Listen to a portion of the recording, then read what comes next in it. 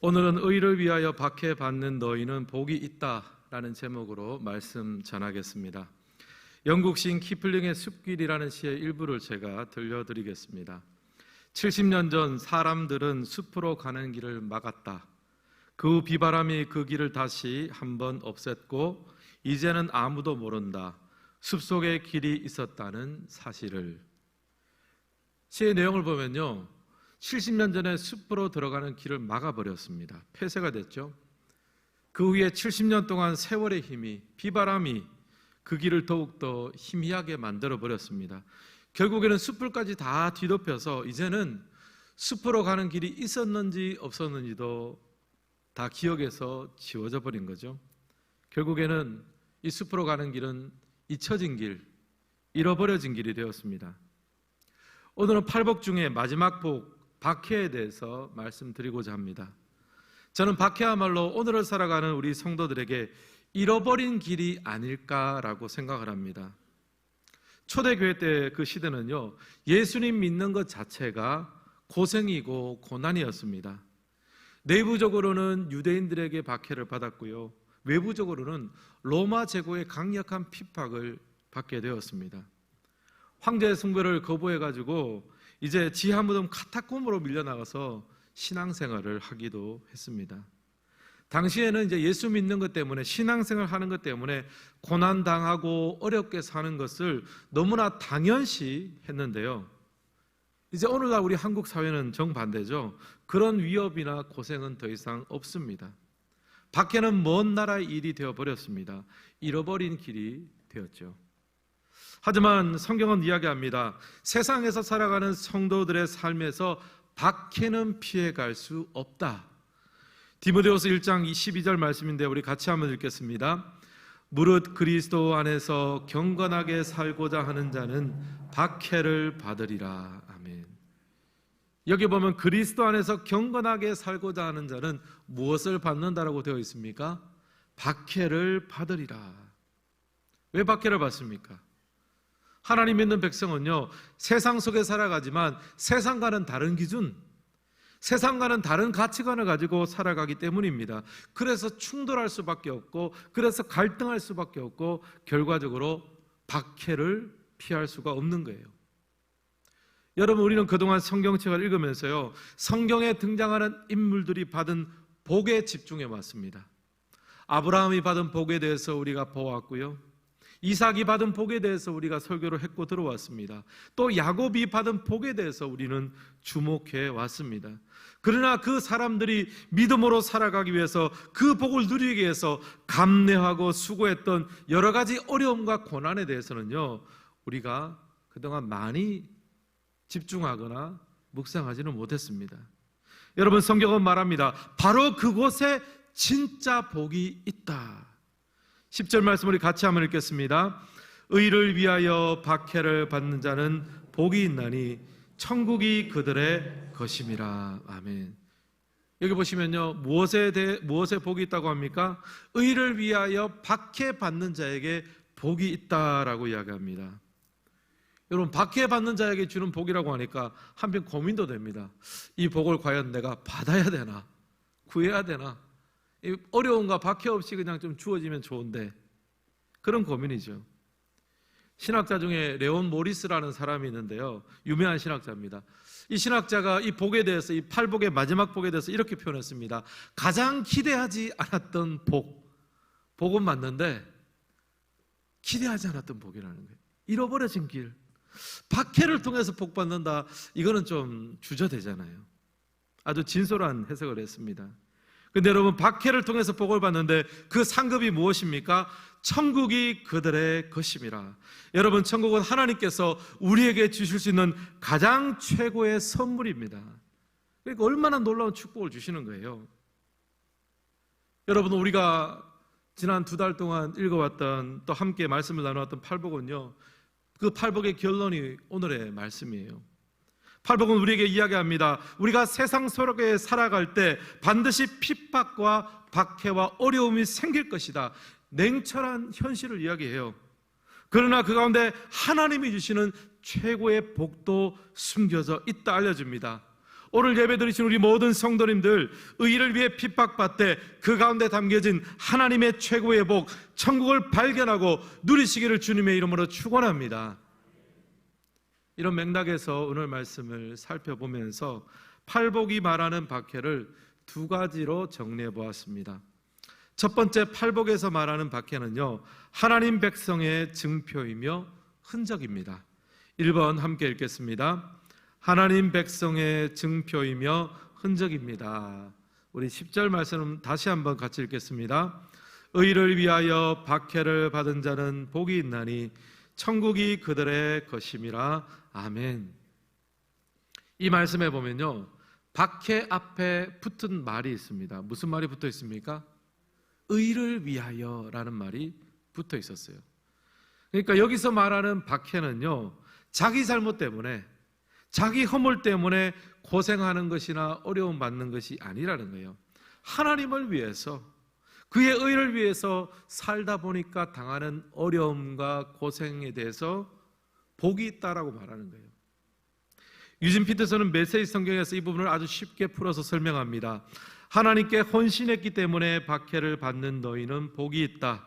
그 박해로 인하여 너희는 하나님 나라에 더 깊이 들어가게 된다. 여기 보면요, 의를 위하여 박해받는 것을 하나님께 헌신했기 때문에 받는 고난으로 해설을 하고 있어요. 사도 바울도 로마서에서 비슷한 얘기를 합니다. 로마서 8장 17절 말씀을 우리 같이 한번 읽습니다. 자녀이면 또한 상속자 곧 하나님의 상속자요 그리스도와 함께 한 상속자는 우리가 그와 함께 영광을 얻기 위하여 고난도 함께 받아야 할 것이니라. 아멘. 여기 보면 사도 바울은요, 예수 믿는 성도를 하나님의 자녀라고 이야기합니다. 하나님의 자녀라면 하나님의 나라를 물려받는 상속자죠. 근데 원래 하나님 나라의 상속자는 예수님 한 분뿐입니다. 근데 우리가 예수님을 믿고 하나님의 자녀로 입양이 됐죠. 그래서 하나님의 나라를 물려받는 상속자의 특권을 누리게 되었다, 이 말이죠.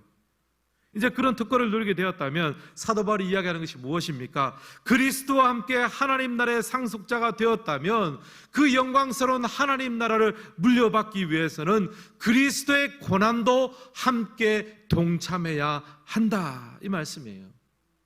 결국 성도가 예수 믿는 것 때문에 하나님 나라를 위해서 받는 고난과 박해는요, 하나님 백성으로서는 필수 코스라는 말이에요. 피할 수 없다는 말입니다. 하나님의 백성된 증표이며 흔적입니다. 여러분, 우리가 놀이동산에 이렇게 자녀들 데리고 함께 갈 때가 있습니다. 그러면 매표소에서 돈을 내면은 무엇을 주느냐 하면은 우리 손목에다가 표식을 하나 묶어줘요. 그 표시를 가지고 기구를 탈 때마다 다 들어가고 프리패스를 할 수가 있습니다. 여러분, 성도의 삶도 마찬가지입니다. 우리가 하나님을 사랑하고 헌신하기 때문에 겪었던 어려움이나 손해나 아픔은요, 바로 그것이 하나님이 보시는 축복이에요. 바로 그것을 통해서 하나님께서 갚으십니다. 하나님 백성됨의 증표요, 흔적입니다. 우리는 살아가면서 어떤 식으로든지 흔적을 남기게 되어 있습니다. 여러분, 성도의 흔적은 무엇입니까? 주를 사랑하고 주께 헌신하다가 우리가 입은 손해와 고생과 어려움이 될 줄을 믿습니다. 오늘 본문에서는 그것을 박해라고 이야기하는데요, 박해가 성도됨의 증거이며 흔적입니다. 근데 여러분, 만약 우리가 예수 믿고 신앙생활을 하면서 손해본 것 하나도 없고 내려놓은 것 하나도 없다면 내가 과연 제대로 신앙생활을 하고 있는가? 한번 좀 돌이켜 봐야 되죠. 어떤 분은 자녀를 위해서 눈물로 기도합니다. 마음 같아서는 그냥 마음대로 살도록 내버려 둘 수도 있지만 그럴 수는 없죠. 부모가 어떻게 자녀를 포기하겠습니까? 하나님이 허락하신 관계잖아요. 그래서 부모들은 자녀를 위해서 눈물로 기도합니다. 자녀가 하나님 앞에 바로 세워지기를 했습니다. 만약 여러분의 가정에서 여러분이 그렇게 애쓰고 계신다면 여러분은 의를 위하여 핍박을 받는 삶을 살고 계신 거예요. 나만 하나님을 사랑하고 나만 하나님께 헌신하는 것이 아니라 내가 사랑하는 바로 그 사람도 하나님과 바른 관계를 가질 수 있도록 우리가 애쓰고 기도하고 돕고 있다면 그것이 바로 의를 위하여 핍박을 받는 삶이에요. 지난주일 설교 때 예수님의 친동생 야고보에 대해서 제가 말씀을 드렸죠. 야고보는 한때 자기의 친형인 예수님이 미쳤다고 생각했습니다. 그래서 예수님을 붙들러 다녔던 적도 있어요. 하지만 예수님께서 부활하시고 승천하는 것을 목격하게 되면서 생각이 완전히 바뀌었습니다. 예수님이 메시아이며 구세주이구나. 그것을 절실하게 고백하게 됐어요. 결국 야고보는 초대기에 아주 중요한 지도자가 되었습니다. 요즘으로 치면 총회장 정도가 된 거예요. 여러분, 우리가 잘 아는 사도 바울 같은 경우에는 서신서를 보낼 때요, 처음에 자기를 소개합니다. 어떤 사도 바울은 그리고 자기가 개척한 교회나 잘 아는 교회에다 편지를 해요. 그러면서 내가 사도이며 내가 또 이렇게 하나님께 부름받아서 이제 이런 말을 하려고 한다. 그렇게 사도 바울은 서신을 씁니다. 근데 야고보는 그렇게 하진 않아요. 야고보서 1장을 보면 그냥 이렇게 이야기를 시작합니다. 흩어져 있는 12지파에게 문안하노라. 야고보는 자기를 설명할 필요가 없어요. 자기가 알지 못하는 교회, 세우지 않은 교회도 흩어져 있는 12지파에게 내가 문안하노라, 이 말 한마디면 모든 게 끝이에요. 근데 그렇게 놀라운 야고보가 죽고 난 다음에 장사를 치렀는데 그의 무릎이 어떻게 되어 있다고 이야기했습니까? 낙타 무릎처럼 딱딱하게 굳어져 있다. 많은 시간 동안 무릎을 꿇고 기도했기 때문이에요. 야고보는 교회를 위해서, 성도를 위해서, 사랑하는 자를 위해서 오랫동안 무릎을 꿇고 기도해 왔습니다. 저는 아직 관절이 안 좋거나 그렇지는 않지만 여러분, 관절이 상하거나 안 좋으면 조금만 움직여도 얼마나 아파요. 근데 낙타 무릎처럼 되었으니까 이 얼마나 아팠겠습니까? 여러분, 야고보에게 낙타 무릎은요, 하나님을 사랑하고 성도를 사랑하기 때문에 얻은 상처, 얻은 손해, 얻은 아픔이었습니다. 근데 그것이 그냥 부끄러운 상처가 아니라 너무나 영광스러운 상처이며 흔적이었습니다. 십자가의 길 순교자의 삶이라는 찬양 가사가 있습니다. 제가 한번 읽어드립니다. 내 입술에 찬양의 향기가, 두 손에는 주를 닮은 성김이 나의 삶에 주의 흔적 남게 하소서. 하나님의 사랑이 영원히 함께하리. 십자가의 길을 걷는 자에게, 순교자의 삶을 사는 이에게. 이 찬양에서 작자는 간절하게 소원합니다. 나의 삶에 주의 흔적 남게 하소서.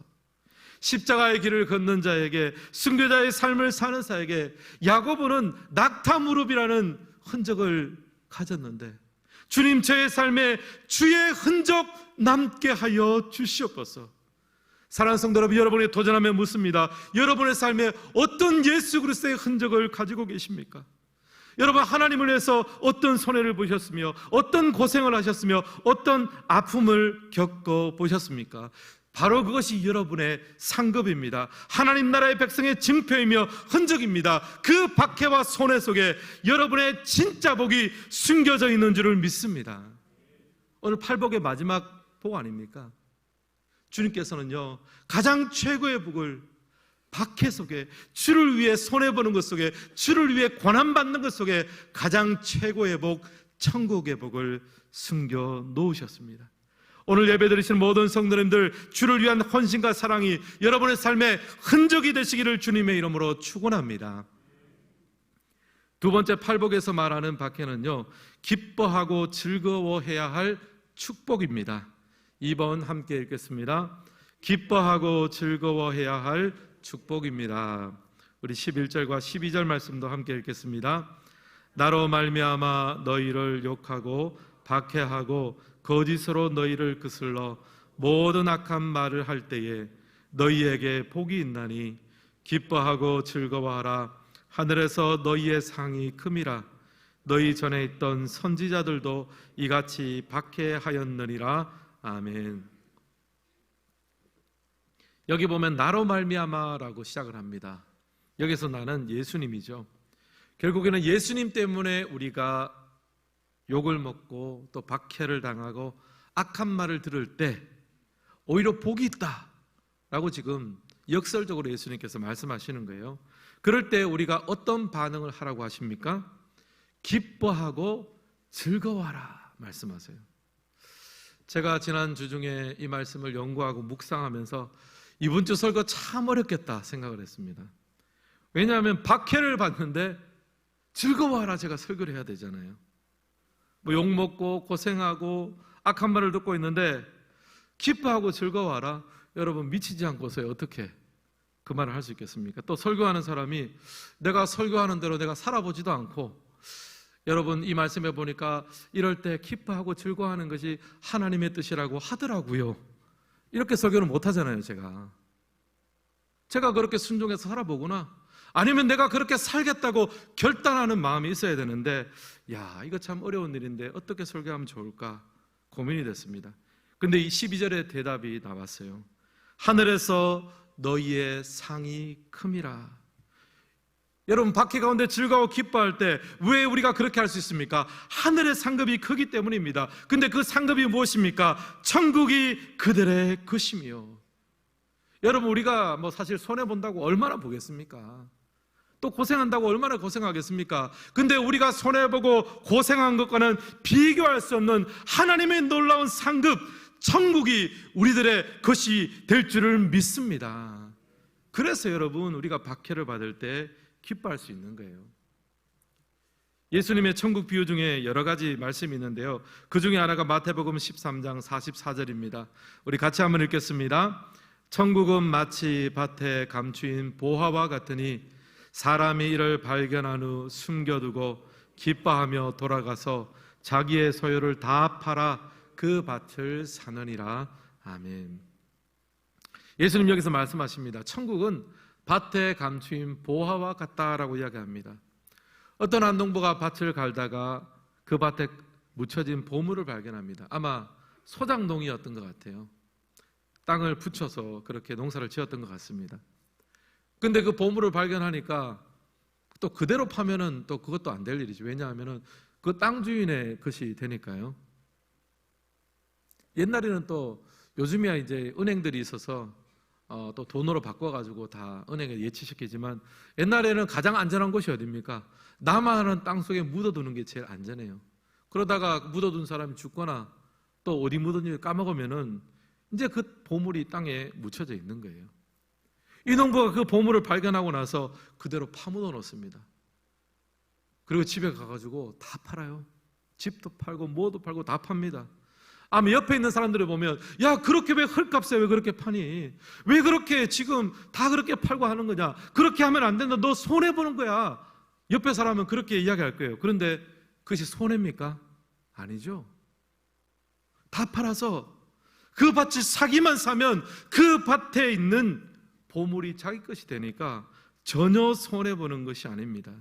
여러분 가장 소중한 것을 위해서 덜 소중한 것을 버릴 수 있는 것은 지혜입니다. 사랑하는 성도 여러분, 우리가 신앙생활을 잘하는 것은요, 영적 계산을 잘 하는 거예요. 우리가 지금 잠시 주를 위해서 주를 사랑하고 주님께 헌신하기 위해서 잠시 잠깐 손해보고 오해받고 고생하는 것하고 영원한 천국을 소유하는 것하고 둘 중에 어느 것이 우리에게 더 유리합니까? 당연히 후자지요. 그래서 의를 위해서 핍박받을 때 기뻐하고 즐거워하게 될 줄을 믿습니다. 성경에 나온 대표적인 예가 모세예요. 히브리서 11장 24절에서 26절 말씀 같이 한번 읽겠습니다.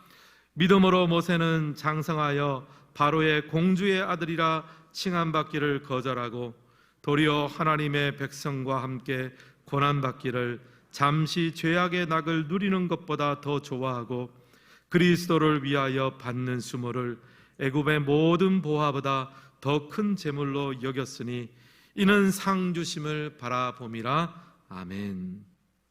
히브리서 기자가 모세의 삶을 이제 해설해 주는 거예요. 모세의 삶에는 두 가지 경우가 있었다는 겁니다. 첫 번째 경우가 뭐냐? 공주의 아들이라 칭함받는 삶과 하나님 백성하고 광야에서 고난받는 삶이 있었대요. 또 한 가지 케이스가 있습니다. 애굽의 모든 보화와 그리고 대조해서 그리스도를 위해서 받는 수모, 둘 중에 선택해야 되는 기로에 있었다는 거예요. 모세는 영적으로 계산을 마쳤고 더 좋은 것을 선택했습니다. 출애굽기나 민수기를 보면요, 모세가 하나님 앞에 끌려간 것 같아요. 그 부분만 묘사를 합니다. 그러나 모세 삶 전체를 보면 모세는 끌려간 것이 아니라 선택을 했어요. 더 좋은 것을 선택했습니다. 애굽의 모든 보화보다 그리스도를 위해서 잠깐 받는 수모가 내게는 더 큰 유익이다. 이집트의 공주의 아들이라 칭함받는 것보다 광야에 나가서 하나님의 백성으로 살아가는 것이 내게는 더 큰 축복이다. 모세는 영적으로 계산하고 그 계산의 답대로 살았습니다. 그래서 여러분, 민수기를 보면요, 모세가 광야에 나가서 고생한 것이 많이 나옵니다. 때로는 원망도 했습니다. 그러나 여러분, 원망과 고생한 것보다 저는 모세가 그 안에서 기뻐한 부분이 더 많다고 생각합니다. 다른 사람이 알지 못하는 기쁨과 감사와 즐거움이 모세의 평생 안에 있어요. 그래서 여러분, 모세가 마지막에 하나님께서 너 가나안 땅 들어가지 말고 여기까지 사명 끝내자 그러니까 만약에 아마 원망과 불평이 있었으면 바로 하나님한테 안 따졌겠습니까? 근데 그러진 않아요. 모세 안에는 감사와 기쁨과 즐거움이 있었습니다. 아멘, 알겠습니다. 하나님, 주님 주시는 길이 가장 최고의 길입니다. 기쁨과 즐거움이 있었어요. 사랑하는 성도 여러분, 우리가 이 땅을 살아가면서 주님 때문에 오해받고 주님 때문에 손해보고 주님 때문에 고난받는 것이 있으십니까? 그러나 감사한 것은 우리가 주님 앞에 드린 것과는 비교할 수 없는 천국의 은혜를 우리에게 허락하십니다. 그래서 고난받을 때, 그래서 박해가 오히려 우리에게 영원한 축복이 될 줄을 믿습니다. 미국에서 일어난 실화입니다. 라이언 화이트라는 소년이 있었는데 11살에 혈우병이 걸렸대요. 그래서 수술을 받는데 이제 수술 받을 때 수혈을 받잖아요. 수혈을 받고 났는데 그만 에이즈에 걸리고 말았대요. 11살짜리가. 뭐 자신의 잘못도 아닌데 어른들의 잘못과 어른들의 부주의 때문에 한 소년의 인생이 끝이 나게 생겼습니다. 근데 열심히 학교 생활을 하면서 또 열심히 살아갔어요. 그러니까 주변에서 신문에도 나오고 매스컴에도 많이 알려지게 됐습니다. 그래서 유명한 사람, 대통령도 와서 또 격려해주고 또 유명한 기업가들도 와서 또 격려하고 또 많은 선물을 받았습니다. 5년 동안 그렇게 살다가 결국 18살에 유명을 달리했습니다. 근데 소년이 죽기 전에 그의 아버지하고 마지막으로 하는 대화가 한 크리스천 잡지에 실렸습니다. 아버지가 아들에게 이렇게 이야기했습니다. 아들아, 미안하다. 이제 내가 네게 해줄 수 있는 것이 아무것도 없구나. 이 아빠가 더 이상 어떤 선물도 줄 수 없음을 용서해 다오. 라이언이 아빠에게 이렇게 이야기했습니다. 아빠, 전 지금까지 많은 선물을 받았지만 아무도 아빠 같은 선물을 준 사람이 없어요. 아빠는 저에게 예수님을 소개해 주셨습니다. 아빠 때문에 교회에 나가서 예수님 믿고 천국의 영생을 누리게 되었습니다. 이것보다 더 위대한 선물은 없어요. 아빠, 고맙습니다.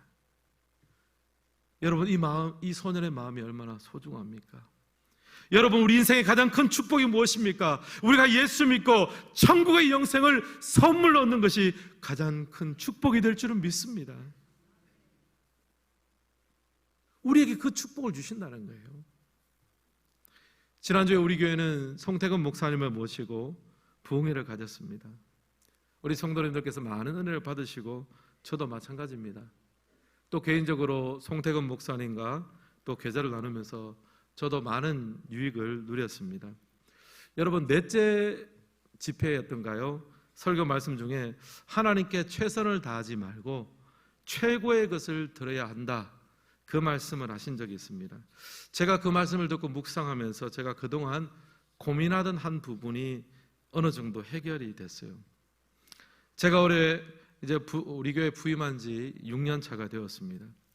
저는 그동안 교회를 알아가면서 내가 교회를 위해서 무엇을 해야 될까? 우리 교회를 향한 최선의 비전, 최선의 사역, 최선의 프로그램이 무엇일까? 그것을 발견하고 진행하는 데 온통 초점을 맞췄습니다. 나의 최선을 다하면 된다라고 생각을 했어요. 만약 최선을 다했는데 뭔가 맞지가 않고 결과가 잘 나오지 않는다면 내가 감당할 수 있는 자리가 아니다라고 생각을 했습니다. 그런 고민을 했어요. 그런데 이번 말씀을 들으면서 최선을 다하지 말고 최고의 것을 드리라고 하잖아요. 목사인 저에게 최고는 분명하거든요. 제 목회 인생입니다. 이제 50이 이제 간 넘었습니다. 혹시 더 들었다고 생각하는 분이 계십니까? 50이 이제 간 넘었습니다. 앞으로 그렇다면 은퇴까지 70인데 그 20년의 목회 인생 한 번밖에 없잖아요. 제 목회 인생의 전부이며 최고거든요. 묵상하며 기도하는데 하나님께서 그런 마음을 주세요. 뭔가 최선의 일을 다해서 나에게 뭔가 갚으려고 하지 말고 너 자신의 인생을 교회와 성도에게 주어라.